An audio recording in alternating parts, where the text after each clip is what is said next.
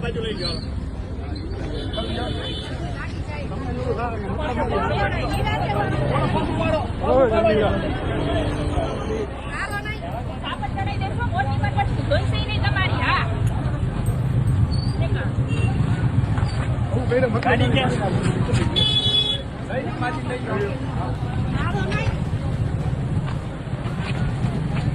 પણ એમ ના કરો ને કઈ મતલબ નથી મારી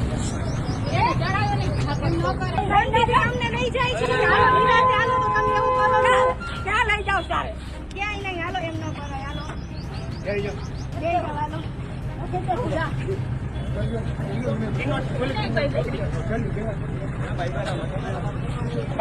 વાંધો આવું કઈ રહે મતલબ નથી.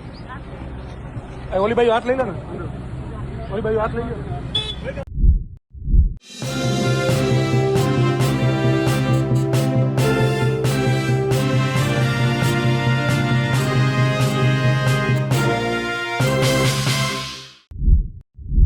જામનગરથી એક વિડીયો વાયરલ થયો છે, જેમાં માજીને એક 70 વર્ષના માજી, 65-70 વર્ષના માજીને પોલીસ કર્મચારીઓ ટીંગાટોળી કહીને લઈ જાય છે. મામલો શું હતો? મામલો છે કે જામનગરનો જડેશ્વર પાર્ક પાસે આવેલી વસાહત, જેમાં સરકારી તંત્ર દ્વારા આજે ડિમોલિશન કામગીરી કરવામાં આવી. ત્યાંના સ્થાનિક ધારાસભ્ય છે, તેમણે પણ આ વાત લખી કે જે ડિમોલિશનની કામ કરવામાં આવી, વર્ષોથી ગરીબ પરિવારો ત્યાં રહેતા, તેમણે જે પોતાના ફેસબુક પર લખ્યું છે તે પ્રમાણે વાત કરું છું. કાચા પાકા મકાનો ક્ષણભરમાં જમીનદોસ્ત કરી દેવામાં આવ્યા. આ દ્રશ્યો જોઈને કોઈનું પણ હૃદય દ્રવી ઉઠ્યું.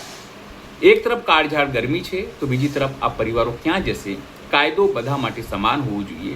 ત્યારે એક સવાલ ઉઠી રહ્યો છે કે તંત્રનું આ બુલડોઝર હંમેશા ગરીબ અને લાચાર લોકોના ઘર ઉપર જ કેમ ફરે છે? મોટા માથાઓ દ્વારા આવા દબાણો કેટલાક કરવામાં આવ્યા હશે, પણ તંત્ર એને જોતું નથી. શું ગરીબ હોવું ગુનો છે? વિકાસ નામે વિનાશ વેરીને ગરીબોને રસ્તા પર લાવી દેવાનો ક્યાંનો ન્યાય છે? આ વાત હેમંત ખવાએ લખી છે. પણ મોટી વાત કે જે દ્રશ્યો તમે તો ત્યાં જુઓ છો, એ દ્રશ્યો ખૂબ જ હૃદય વિદારક છે. માજીને ટીંગા ટોળી કરી લઈ જવું આટલી કાળઝાળ ગરમીમાં. સવાલ એ છે કે આ પરિવારો ક્યાં જશે? નમસ્કાર, હું છું ચિંતામણી પુતેલ પટેલ. સ્વાગત છે આપનું અમારા કાર્યક્રમમાં. આવો પહેલાં તો વિડીયો જોઈએ જે વાયરલ છે. તંત્ર ઉપર લોકો ફિટકાર વરસાવી રહ્યા છે, અને સાથે જે લોકો આને કરી રહ્યા છે એની સામે પણ લોકોમાં નારાજગી છે. સાથે ભૂપેન્દ્ર પટેલ, હર્ષ સંઘવી તમામ સામે લોકો નારાજગી વ્યક્ત કરી રહ્યા છે.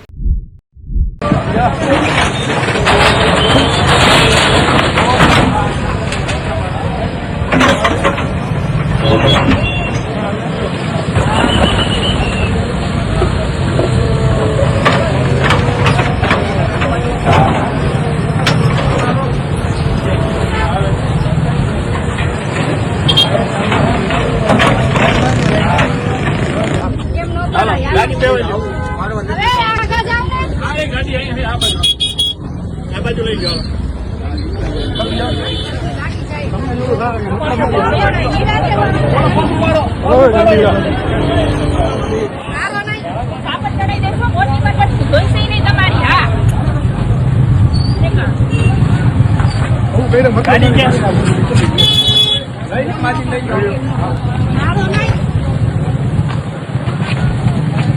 પણ એમ ના કરો ને કઈ મતલબ નથી મારી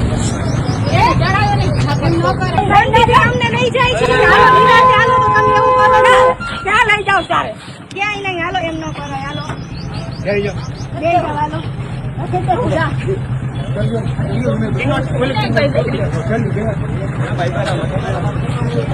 વાંધો આવું કઈ રહે મતલબ નથી. ઓલી બાજુ હાથ લઈ લે ને, ઓલી બાજુ હાથ લઈ લે.